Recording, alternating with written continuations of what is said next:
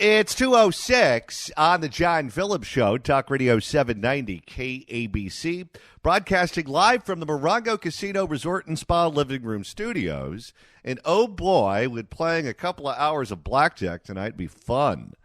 Mr. Randy Wanks, the sports desk in Culver City. John, less than 4 hours after Minnesota Congressman Tom Emmer became the next nominee to be Speaker, Tom Emmer has dropped out of the Speaker's race. And another one bites the dust. So we're going to go on a month without anyone running Congress. And what's crazy is that's not the most embarrassing thing in the news today. No. I don't know if you've seen this meme that's going around where it has the pictures of the heads of all the ones that have been defeated who ran for Speaker. And it's got Elise Stefanik, the New York Congresswoman, dressed as the Grim Reaper. Well, every single one she endorses goes down in flames. And who knows? Maybe we'll be left with her as Speaker. I mean, eventually they're going to go through all 220 members of the Republican caucus before they can find someone, if they can find someone. Well, and it doesn't even have to be a member of that caucus. It could be anyone. We could end up with Tucker Carlson. You never know. All right, there was a story that took place in the South Bay that has people rightly outraged. After the Hamas terrorist attacks on Israel happened on October the 7th, anti-Semitism is something that has been sweeping across the globe.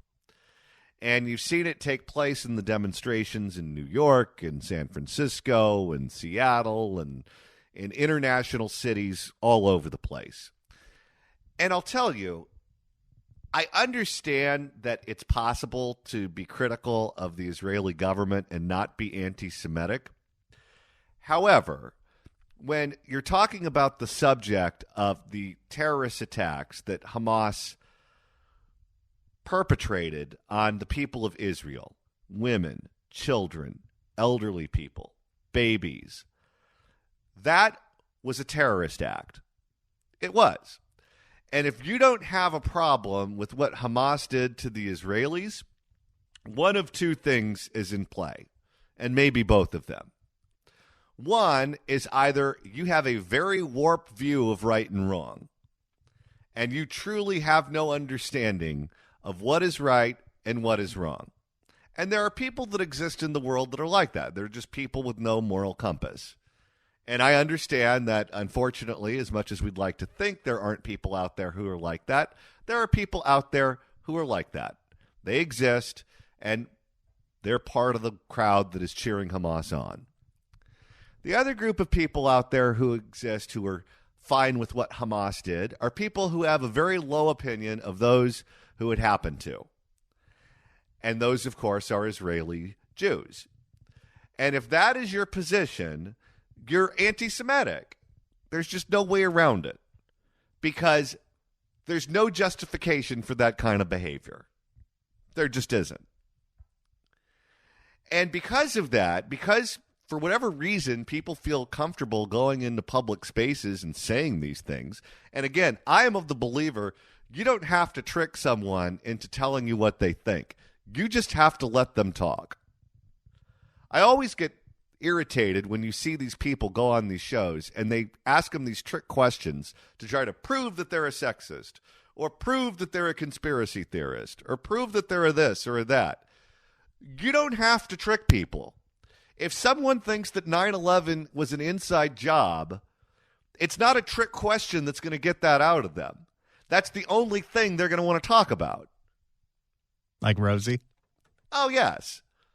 Hi, how are you? Nice to meet you. My name's John. No, I don't know the melting temperature of steel. It happens that fast. Heck, there are Alex Jones listeners. That's the bumper sticker. 9/11 was an inside job. And these people out in the streets who are cheering on Hamas, they're telling you what they think. You can choose to listen to them or you can choose not to listen to them, but they're telling you what they think. And there was a situation that happened in the South Bay that made the local news, made the national and international news because it was so outrageous. But according to families, this according to the reporting of Fox 11, of 4 11-year-old Jewish girls at the school, another 11-year-old classmate told the girls, quote, "Revenge is beautiful," and, quote, "all Israelis and Jews should be killed." John, in fact, we have a wrap on this report. You want to hear it? Let's hear it. Words have consequences, and the school district says what happened here at Manhattan Beach Middle School was not okay. The district says anti-Semitism and any other form of discrimination are not acceptable. After the Hamas attack against Israel, anti-Semitic words created an incident here at Manhattan Beach Middle School. The allegation is that an 11-year-old told 4 Jewish classmates, "Revenge is beautiful, and all Israelis and Jews should be killed." Jesus. I told you, you don't have to trick them. They're perfectly happy telling you what they think. What are mommy and daddy filling this 11-year-old's brain with? I think you know the answer. It set off tensions here in the South Bay community. How's your daughter dealing with that? The parents of the students who were verbally attacked don't want to talk publicly, but one did talk with me on the phone if I did not use her voice. Just repeating so I understand it. She was hurt, but she can't understand why somebody would say something like that. Oh, I thought that Hal Eisner was going to do a voice. Oh, yeah, it's Halloween. You don't want to do that this time of year. The rabbi at a local synagogue, Tikva Jacob Beth Torah, was shocked. Kids are innocent, and the fact that our 11-year-olds are losing their innocence at that age, it's such a shame. Rabbi Joshua Caleb says 3 of the 4 11-year-old Jewish girls who go to Manhattan Beach Middle School go to his synagogue, and it's affected other students. I have our students coming to me to say, "I don't feel comfortable wearing a Jewish star at school," or this T-shirt I got on my trip to Israel, and they've asked their parents to take down their mezuzah from their doorpost. This is straight up religious persecution. Oh, 100%. And I'll tell you, I don't blame them. If I went to school and that's what I was being told by one of my classmates, I wouldn't wear the Star of David. I wouldn't wear the yarmulke. I wouldn't even wear tight pants so you could tell I was circumcised. Because they don't want to be identified as a Jewish family. I went to the school district to see if I could speak with any officials. Instead, we got an official statement that in part reads, "The situation was immediately reported to school officials, and a thorough investigation took place. Student privacy laws preclude divulging specific details of investigatory findings." But the district says appropriate consequences have been administered. Okay, I want to see, what are the consequences for an 11-year-old pretty much openly threatening 4 girls that their entire race should be destroyed? Well, religion, but yes, you're 100% correct. I'm sure the answer is accountability. Including something called a no-contact contract. This is a sample given to us by the district that basically says one student agrees that they will have no verbal, physical, or social media contact with another student for the remainder of the school year. That's it? Openly call for killing all the Jews in school? You stay away from them, you hear? This is the South Bay. It is a very Janice Hahn level of punishment. That's your final warning. Pretty much. And won't talk about what happened with any of the other students in the school. And that one parent I spoke with says there needs to be much more education in the schools to address this issue of hate speech. So that's what happened in Manhattan Beach. Okay, but the NDA, or the no contact contract, however you want to call it, they made the Jewish kids sign it too.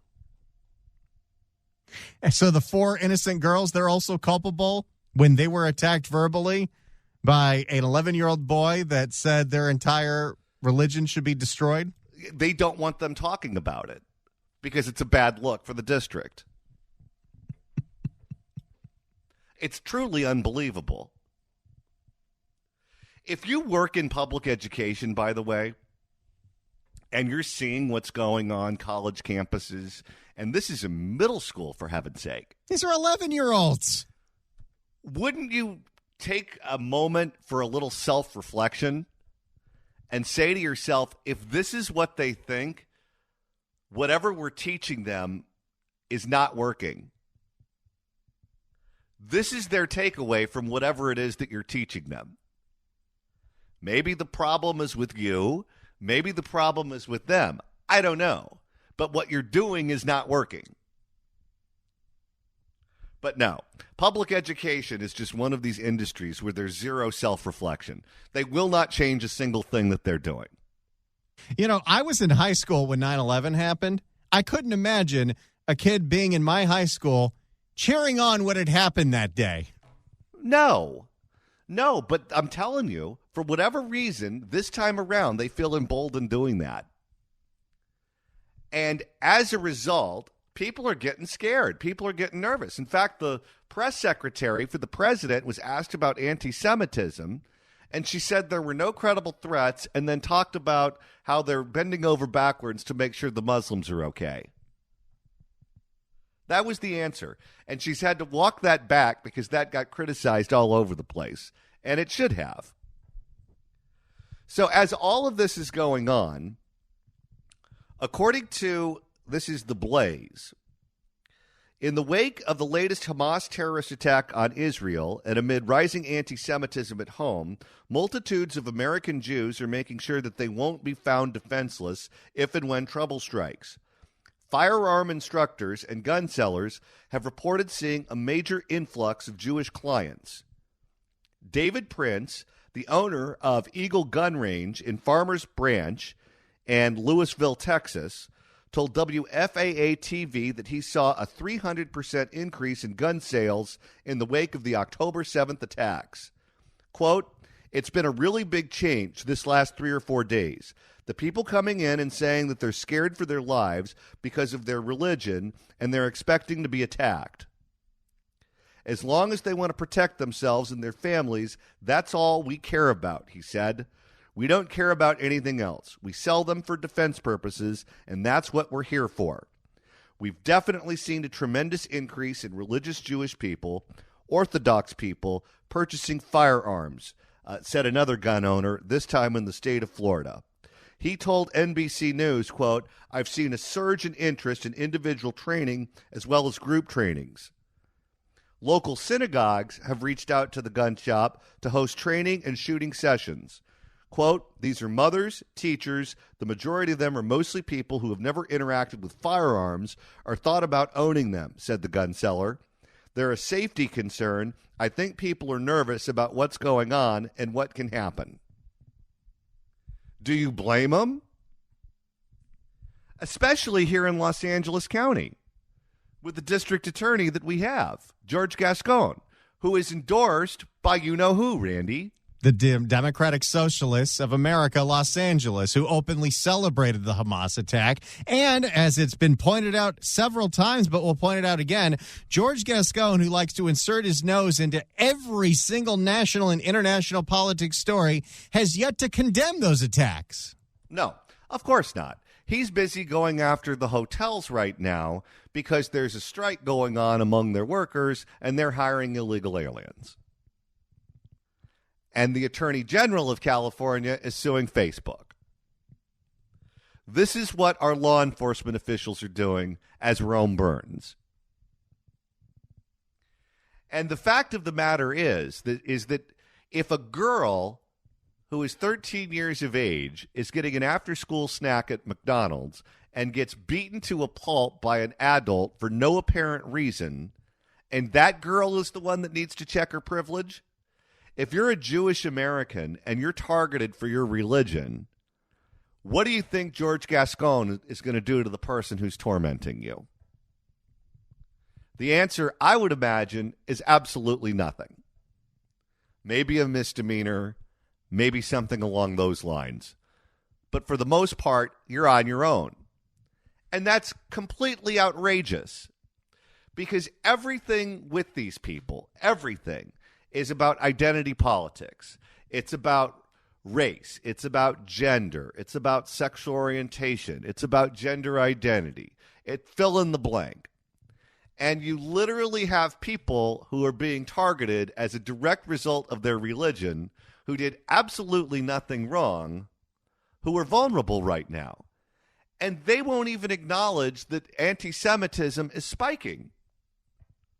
They're sticking their head in the ground on that. There's no problem. It's like homelessness and crime. Oh, there's no problem with homelessness. We got that taken care of. We're building units and taxing our residents and creating programs. So you just wait. That's going to go away real soon. Crime. There's no crime. If you were smart enough to understand statistics, you know that crime is actually going down in Los Angeles. Don't believe the news. They're just trying to scare you. Don't believe your lying eyes. Anti-Semitism. There's no anti-Semitism. All of these people cheering on Hamas, that's just a figment of your own imagination. That's not actually happening. We've got that taken care of too. Well, the people who are telling you that they've got crime and they have homelessness totally taken care of are the same people who are telling you that there's no anti-Semitism going on right now. I don't believe them, and I don't think you should believe them either.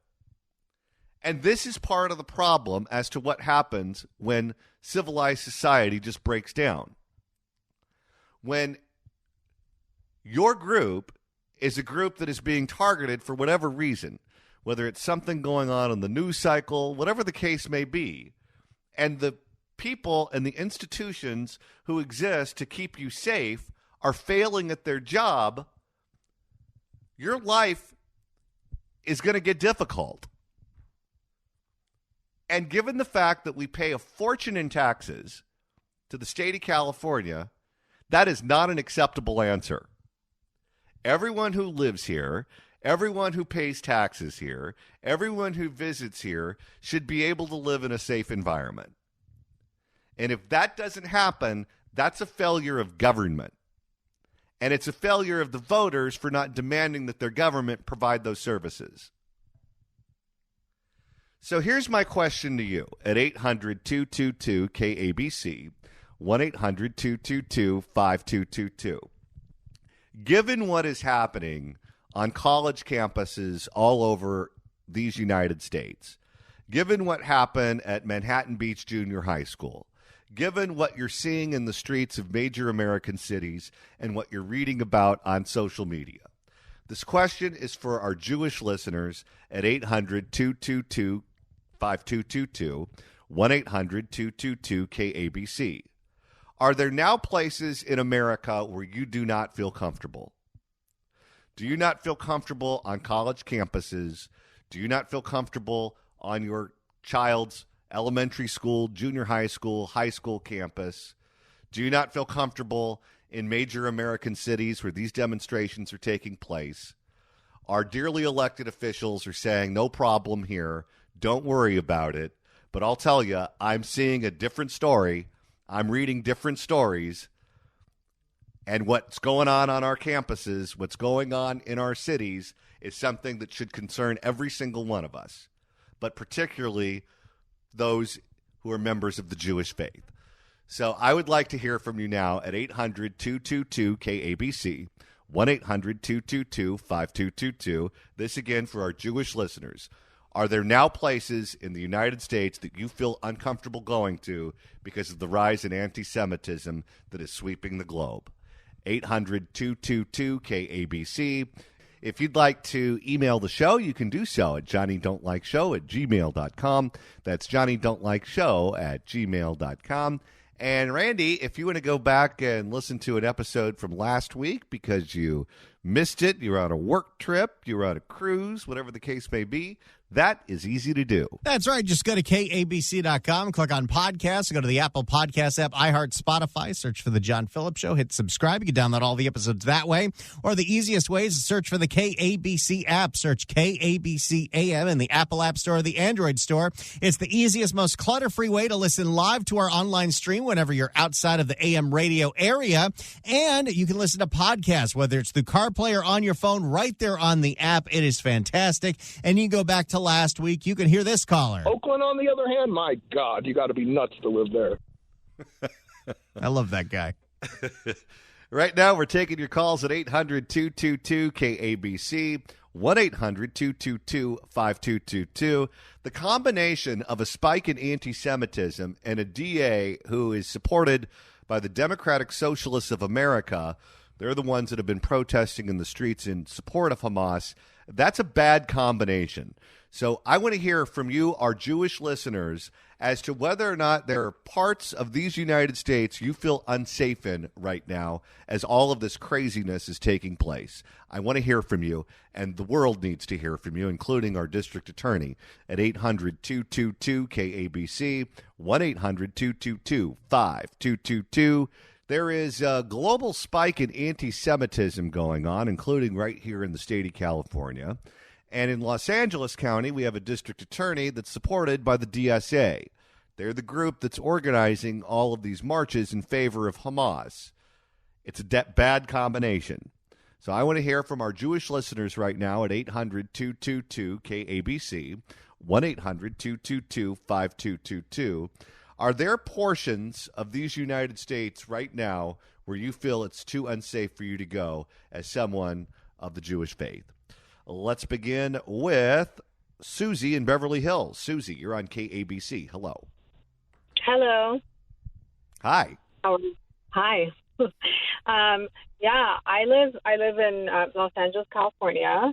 I'm starting to feel pretty unsafe. Yes, just the other day we heard a armed man with a Palestinian flag walking into a restaurant in Beverly Hills and calling for Jews and how he wants to kill them.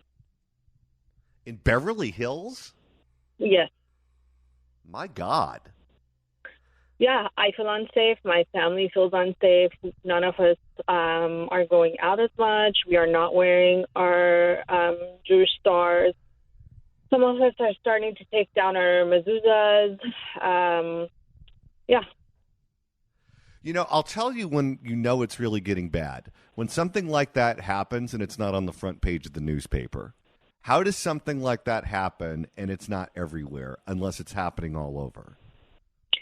I'm not sure, but I'll tell you, I've had Holocaust survivors in my family, and I just always thought, how did the Holocaust happen? I mean, we always wondered, how did it happen? And the past few weeks, we understand how it happened.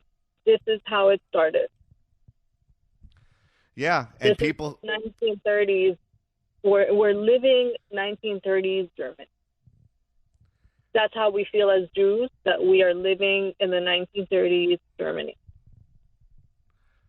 Well, the attack on Israel from Hamas was one of the worst attacks on people of the Jewish faith since the Holocaust. I mean, it was, yeah. You look at the size of a country like Israel and you look at the death toll, and people focus on the death toll, but I mean, there are people who are hostages who are still missing.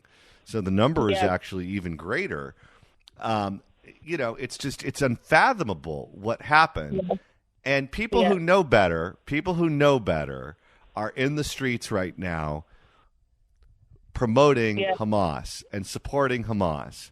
And that's the scary part, because they were educated in first world countries. It's not that they don't have access to information. It's that they're willingly choosing to take the evil side.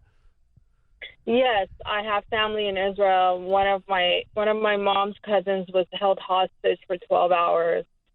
I sent some of the footage from the United States, all the rallies and all the pro-Hamas supporters, and my cousin was she was in tears. She's like, this is the second Holocaust.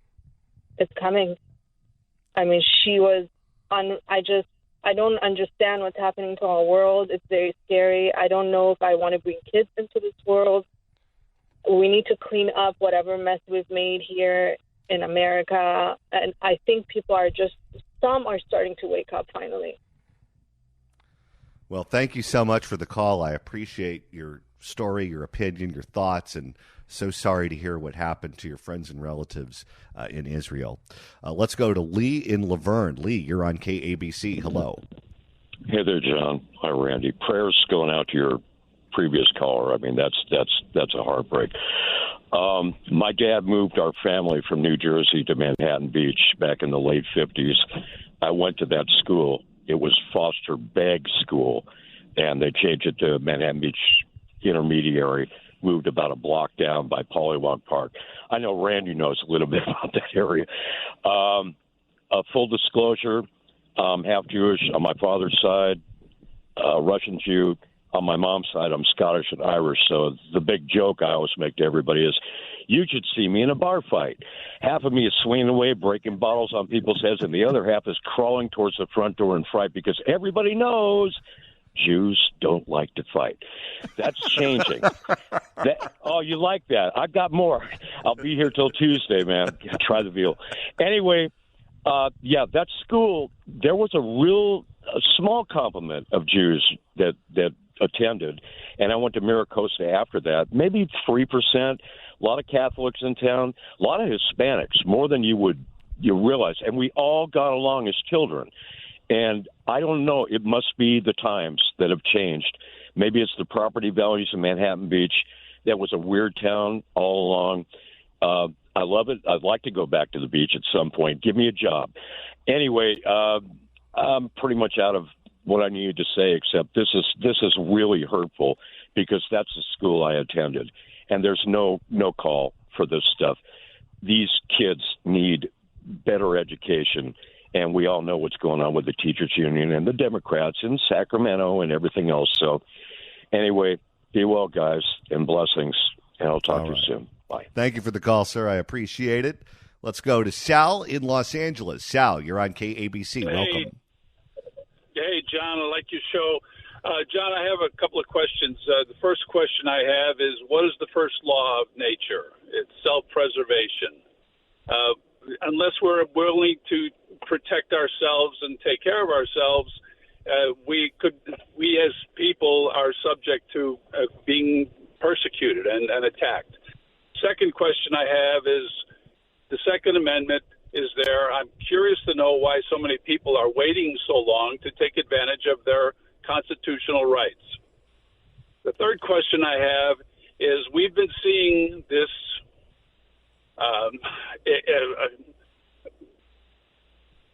total lack of protection on the part of our police, our politicians. It's an upside down world. To be living in a civil society and allow this to continue without standing up and saying no more, it's up to the individuals. It's up to us as individuals to take a position. We can't run away. I'm sorry, I disagree with your position. Leave California. No, that's not my position.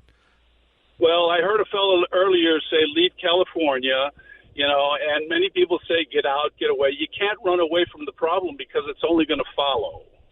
As a youngster, I grew up in an ethnic neighborhood where we're surrounded by different ethnic groups who did not like us. The only way to be able to survive is to stand up in the face of adversity, deal with it, and, if that's what it comes to, a good punch in the nose, to stand up for yourself, if that's what it's required, okay. If you're going to be prosecuted for defending yourself, that's okay. It's because right is right. You can color it any way you want, put a lipstick on that pig any way you like, but the truth is the truth. Well, sir, I believe in what you said wholeheartedly. I do not believe in moving out of the state because you're 100% correct. The problems will not go away. The problems will follow you. I know a lot of people move to Texas. A lot of people move to Texas because Texas is the land of the free. Well, guess what? Austin looks like San Francisco right now because all the tech giants are moving there and they're bringing their politics with them, and that's just the way the world works. People are extremely mobile, and you can't keep them in a certain place forever to live with the consequences of what they voted for. People vote with their feet before they vote at the ballot box, and people don't connect the dots. They don't say, oh, I voted for this chaos, and that's why my home, where I'd like to live, is no longer safe for me to raise my family. They say, oh, things are just changing here, and I'm ready for something new. I'm ready for new challenges. I'm going to move to Austin, or I'm going to move to Las Vegas, or I'm going to move to some other place. And since they don't make the connection that their vote is what ruined their previous home, they continue to vote that way. So you either take it on where you are, and if you like living there, then stay there. I enjoy living here. I like the weather. I like the people. I like the restaurants. I don't want to move, and I don't want people who vote for chaos to be able to chase me from my home. This is my home. I paid for it. I pay a fortune to live here, and I don't plan on leaving anytime soon. So like you, sir, I choose to stay and fight.